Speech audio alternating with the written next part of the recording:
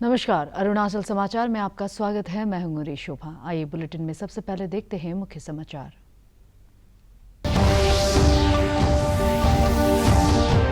राज्य में स्थित एकमात्र सेंट्रल यूनिवर्सिटी राजीव गांधी विश्वविद्यालय आरजीयू ने अकादमी क्षेत्र में एक नया कीर्तिमान बनाया। आरजीयू ने केंद्रीय विश्वविद्यालय की रैंकिंग में हासिल किया दूसरा स्थान। कुलपति प्रोफेसर साकेत कुशवाहा ने अध्यापकों, कर्मचारियों और छात्रों को दी बधाई।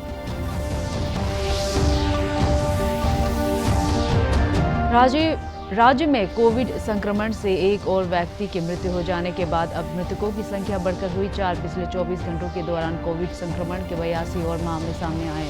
मुख्यमंत्री पेमा खांडू ने कहा, कोविड प्रबंधन के लिए राज्य में उठाए हैं कई कदम। केंद्रीय खेल मंत्रालय कल से 2 अक्टूबर तक फिट इंडिया फ्रीडम रन कर रहा है आयोजन। खेल मंत्री किरण रिजिजू ने बताया है कि फिट इंडिया फ्रीडम रन प्रधानमंत्री नरेंद्र मोदी के फिट इंडिया अभियान को बढ़ावा देने और लोगों को स्वस्थ जीवन शैली के लिए प्रेरित करने का अभियान है। राज्य में स्थित एकमात्र सेंट्रल यूनिवर्सिटी राजीव गांधी विश्वविद्यालय आरजीयू अकादमी क्षेत्र में एक नया कीर्तिमान स्थापित किया है। विश्वविद्यालय ने केंद्रीय विश्वविद्यालयों की रैंकिंग में दूसरा स्थान प्राप्त किया है। विश्वविद्यालयों को यह गौरव अपनी स्थापना के बाद पहली बार मिला है। केंद्रीय विश्वविद्यालय की रैंकिंग में कुल 40 विश्वविद्यालय शामिल थे। केंद्रीय मानव संसाधन मंत्रालय द्वारा जारी इस सूची में जामिया मिलिया विश्वविद्यालय दिल्ली को पहला स्थान प्राप्त हुआ है, जबकि दिल्ली के ही जवाहरलाल नेहरू विश्वविद्यालय को तीसरा और अलीगढ़ मुस्लिम यूनिवर्सिटी को चौथी रैंक हासिल हुई है। आरजीयू के कुलपति प्रोफेसर साकेत कुशवाहा ने बताया कि विश्वविद्यालय को 83% अंक प्राप्त हुए हैं और इनका निर्धारण 17 मानकों के आधार पर किया गया है। केंद्रीय विश्वविद्यालयों के साथ हुए समझौता ज्ञापन के अनुसार रैंकिंग सूची तैयार करने में यूजीसी और मानव संसाधन मंत्रालय द्वारा हर तिमाही विश्वविद्यालयों के कार्य प्रदर्शन का मूल्यांकन किया जाता है। आरजीयू की स्थापना केंद्रीय विश्वविद्यालय के रूप में 2007 में ही की गई थी। इससे पहले विश्वविद्यालय अरुणाचल यूनिवर्सिटी के नाम से जाना जाता था। विश्वविद्यालय की सफलता पर शिक्षकों, छात्रों और अनेक राजनीतिज्ञों ने प्रसन्नता व्यक्त की है। राज्य में कोविड संक्रमण से एक और व्यक्ति की मृत्यु हो जाने के बाद अब मृतकों की संख्या बढ़कर 4 हो गई है। राज्य के स्वास्थ्य सेवा निदेशालय के अनुसार केंद्रीय अर्धसैनिक बल के असम राइफल में तैनात एक सैन्य कर्मी की गुरुवार को कोविड संक्रमण के कारण मृत्यु हो गई। स्वास्थ्य विभाग के अनुसार हाल ही में इम्फाल से पासीघाट लौटे थे और टेस्ट के बाद उन्हें पॉजिटिव पाया गया था। तबीयत ज्यादा खराब होने पर उन्हें डिब्रूगढ़ स्थित असम मेडिकल कॉलेज में भर्ती कराया गया था, लेकिन बचाया नहीं जा सका। पिछले 24 घंटों के दौरान कोविड संक्रमण के 82 और मामले सामने आए हैं, जिससे सक्रिय मामलों की संख्या बढ़कर 790 हो गई है। 82 मामलों में से सबसे ज्यादा 17 मामले ईटानगर राजधानी क्षेत्र से, 14 वेस्ट कामेंग जिले से और 12 मामले ईस्ट सियांग जिले से दर्ज किए गए हैं। उधर राज्य के मुख्यमंत्री पेमा खांडू ने कहा कि राज्य सरकार द्वारा कोविड-19 महामारी से निपटने के लिए अनेक कदम उठाए गए हैं। उन्होंने कहा कि राज्य में कोविड-19 से जुड़ी स्वास्थ्य सुविधाओं का भी तेजी से विस्तार किया जा रहा है। Today we are well equipped with RT-PCR, TrueNet and rapid antigen testing spread throughout the state. We rank at 6th number in India for testing rate per million population. We have approved upgradation of all district hospitals and strengthening manpower in health sector. We are confident that by August 2022, when we will be celebrating 75th anniversary of our independence, we would be proudly hosting a better health infrastructure. We need to understand that our battle against COVID-19 is a continuous process. Today, the new normal is washing and sanitizing your hand frequently, wearing masks and social distancing to prevent infection and transmission of COVID-19. I sincerely appeal and urge upon the citizens to come forward and cooperate with the state government in this direction to make Arunachal Pradesh a COVID-19 free state. देश भर में Covid से स्वस्थ 17,51,000 से अधिक हो गई है। पिछले 24 घंटों के दौरान 55,000 से अधिक लोग स्वस्थ हुए हैं। स्वस्थ होने की दर 71% से अधिक हो गई है, जबकि मृत्यु दर 2% से भी कम हो गई है। केंद्रीय स्वास्थ्य मंत्रालय के अनुसार पिछले 24 घंटों में देश में कोरोना के 64,000 से अधिक मामलों का पता चला है। देश में इस समय सक्रिय मामलों की संख्या करीब 6,62,000 है। पिछले 24 घंटों के दौरान इस संक्रमण से 1,007 लोगों की मृत्यु हुई, जिससे मिलाकर अब तक 48,000 से अधिक व्यक्तियों की जान जा चुकी है। केंद्रीय स्वास्थ्य मंत्री डॉक्टर हर्षवर्धन ने आज नई दिल्ली में अखिल भारतीय आयुर्विज्ञान संस्थान में कोरोना योद्धाओं को समर्पित एक मेगा रक्तदान शिविर का उद्घाटन किया। इस अवसर पर उन्होंने कोरोना योद्धाओं को ऐसे योद्धाओं के परिजनों को भी सम्मानित किया जिन्होंने कोविड-19 के खिलाफ लड़ाई के दौरान अपनी जान गंवा दी थी।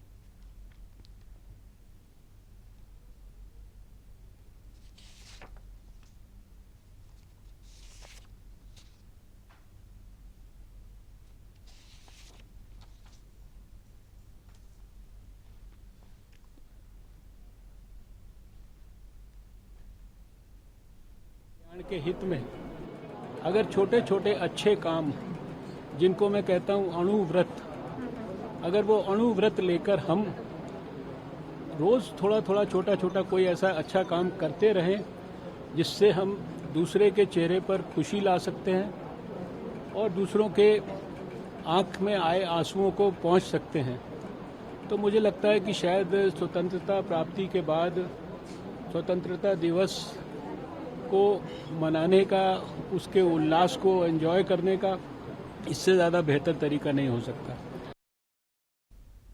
केंद्रीय खेल मंत्रालय कल से 2 अक्टूबर तक फिट इंडिया फ्रीडम रन का आयोजन कर रहा है। देश भर में आयोजित किए जाने वाला यह कार्यक्रम अपनी तरह का अनूठा आयोजन है। केंद्रीय खेल मंत्री किरण रिजिजू ने आज इस आयोजन की शुरुआत की। देश में कोरोना महामारी के प्रकोप और आपसी दूरी बनाए रखने संबंधित नियमों के अनुसार सरकार ने इस दौड़ के प्रतिभागियों को अपनी सुविधा के स्थान और समय पर अपनी ही रफ्तार से दौड़ लगाने को प्रोत्साहित करने का फैसला किया है।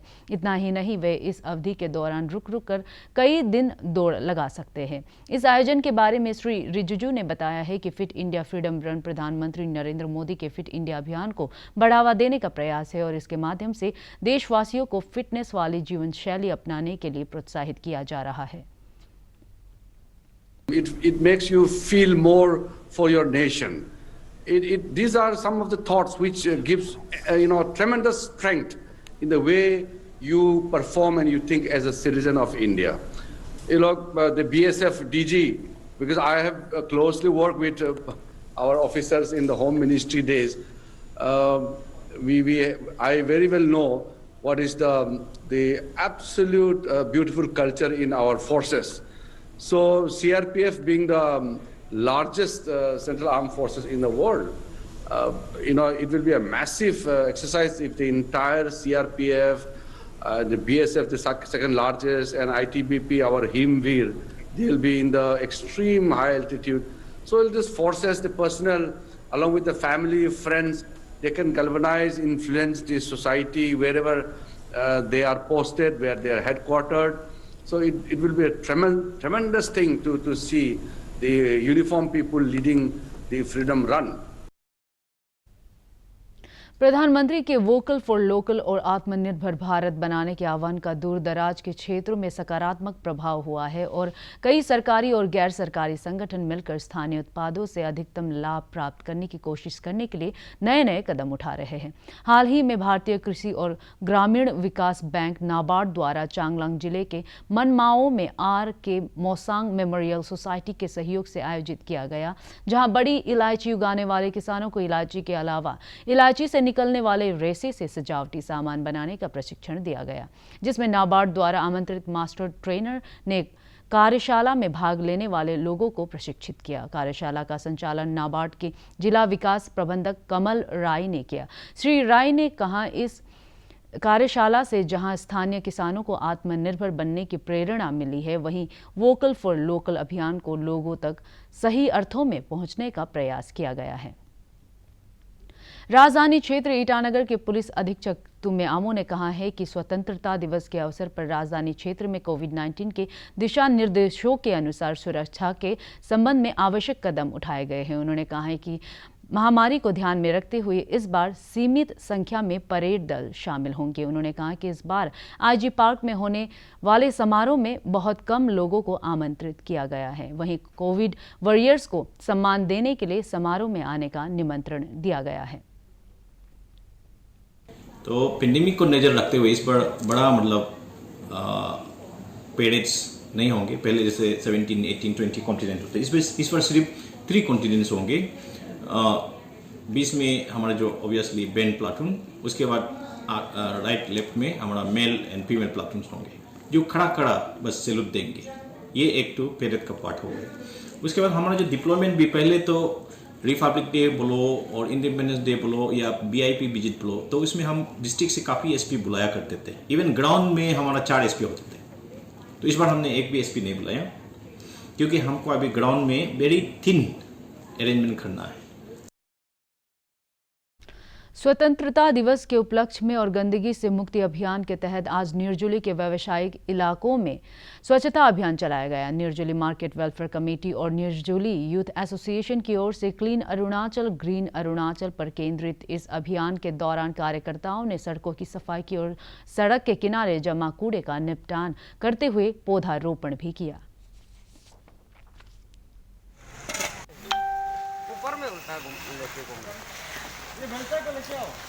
ये तो चाप वाला का होता होगा। ये तो खुला ही नहीं, 4-5 महीना का कांच का होगा। ये तो 5 महीना से खुला ही नहीं। राष्ट्रपति रामनाथ कोविंद 74वें स्वतंत्रता दिवस की पूर्वी संध्या पर आज अब से थोड़ी देर बाद राष्ट्र को संबोधित करेंगे। यह संबोधन हिंदी में शाम 7 बजे से आकाशवाणी के सभी नेटवर्क और दूरदर्शन के सभी चैनलों पर प्रसारित किया जाएगा। हिंदी प्रसारण के बाद अंग्रेजी भाषा में इसका प्रसारण होगा। आकाशवाणी से राष्ट्रपति के संबोधन का क्षेत्रीय भाषाओं में क्षेत्रीय नेटवर्क पर रात 9:30 बजे से प्रसारण किया जाएगा। राष्ट्रपति के संबोधन का दूरदर्शन पर हिंदी और अंग्रेजी में प्रसारण के बाद दूरदर्शन के क्षेत्रीय चैनल क्षेत्रीय भाषाओं में इसका प्रसारण करेंगे। विधानसभा अध्यक्ष पीडी सोना ने 74वें स्वतंत्रता दिवस के अवसर पर राज्य के लोगों को बधाई देते हुए राज्य के कल्याण और खुशहाली की कामना की है। उन्होंने कहा कि खुशहाली के लिए शांति बहुत जरूरी है। श्री सोना ने कहा कि राज्य के सभी लोग कोविड-19 महामारी से मिलकर लड़ रहे हैं और हम सभी को सरकार और कोविड वॉरियर्स का साथ देना चाहिए। इंडिपेंडेंस डे के उपलक्ष्य में मैं सारे अरुणाचल वासियों को अपनी तरफ से शुभकामनाएं देना चाहूँगा और शुभकामनाएं के साथ साथ मेरी तरफ से यही प्रार्थना रहेगा कि हमारे देश और हमारा राज्य खुशहाल और शांति रहे, क्योंकि कोई भी राज्य या देश का उन्नति के लिए शांति होना बहुत ज़रूरी है। उच्चतम न्यायालय ने सामाजिक कार्यकर्ता और वकील प्रशांत भूषण को न्यायपालिका पर 2 आपत्तिजनक ट्वीट करने के लिए मानहानि का दोषी ठहराया है। न्यायालय उन्हें सजा के बारे में इस महीने की 20 तारीख को दलील सुनेगा। उल्लेखनीय है कि प्रशांत भूषण के ट्वीट पर न्यायालय ने इस मामले पर सुनवाई की थी। केंद्रीय सूचना और प्रसारण मंत्री प्रकाश जावड़ेकर ने कहा है कि नई राष्ट्रीय शिक्षा नीति के सुलभता, समानता, गुणवत्ता, किफायत और जवाबदेही सुनिश्चित होगी। राष्ट्रीय शिक्षा नीति पर आयोजित वेबिनार में श्री जावड़ेकर ने कहा कि उन्होंने मानव संसाधन विकास मंत्री रहते हुए बहुत करीब से इस नीति के बनाने की प्रक्रिया को देखा है। उधर नई शिक्षा नीति के अध्ययन और अध्यापन के कई और नए अवसर प्रदान कर दिए हैं। डिजिटल प्लेटफॉर्म के जरिए छात्रों और शिक्षकों के बीच लगातार संवाद इस शिक्षा नीति की एक बड़ी पहल हो सकती है। पेश है एक रिपोर्ट। कोविड-19 की वजह से लॉकडाउन के चलते स्कूल, कॉलेज समेत देश के तमाम शिक्षण संस्थान पिछले कई महीनों से बंद हैं। ऐसे में देश भर में इन दिनों ऑनलाइन शिक्षा बेहद लोकप्रिय हो रही है।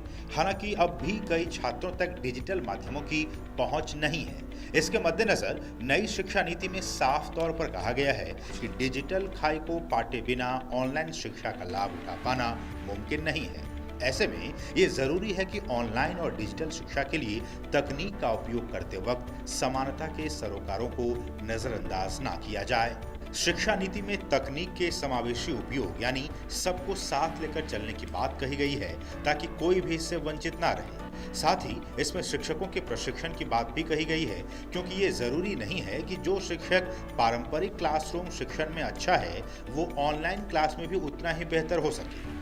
स्कूल से लेकर उच्चतर शिक्षा तक सभी स्तरों पर शिक्षण के लिए प्रौद्योगिकी के महत्व को देखते हुए शिक्षा नीति में कई सिफारिशें की गई हैं। स्वयं दीक्षा जैसे ई लर्निंग प्लेटफॉर्म का विस्तार किया जाएगा ताकि शिक्षक विभिन्न यूजर फ्रेंडली उपकरणों की मदद से छात्रों की प्रगति की निगरानी कर सकें। वर्तमान में कोविड महामारी ने साफ कर दिया है कि ऑनलाइन कक्षाओं के लिए 2-वे वीडियो और 2-वे ऑडियो वाले इंटरफेस की सख्त जरूरत है। Course work, learning games, augmented reality और वर्चुअल रियलिटी जैसी सामग्रियों की डिजिटल रिपोजिटरी विकसित की जाएगी, जिनकी गुणवत्ता के आधार पर यूजर इन सामग्रियों की रेटिंग भी कर पाएंगे। छात्रों के मनोरंजन आधारित लर्निंग के लिए ऐप विकसित किए जाएंगे। अब भी जनसंख्या के एक बड़े हिस्से तक डिजिटल पहुंच नहीं है। ऐसे में मौजूदा जनसंचार माध्यम जैसे टेलीविजन, रेडियो और सामुदायिक रेडियो का उपयोग शिक्षण सामग्री के प्रसारण के लिए बड़े पैमाने पर किया जाएगा। इस तरह के शैक्षिक कार्यक्रमों को विभिन्न भाषाओं में 24 घंटे उपलब्ध कराया जाएगा। सभी भारतीय भाषाओं में सामग्री पर विशेष ध्यान दिया जाएगा और शिक्षकों और छात्रों तक डिजिटल सामग्री उनकी ही भाषा में उपलब्ध कराई जाएगी। अरुणाचल समाचार के आज के अंक में इतना ही। हम कल फिर हाजिर होंगे अरुणाचल और देश दुनिया की खबरों के साथ। आप देखते रहिए अरुण प्रभा। नमस्कार।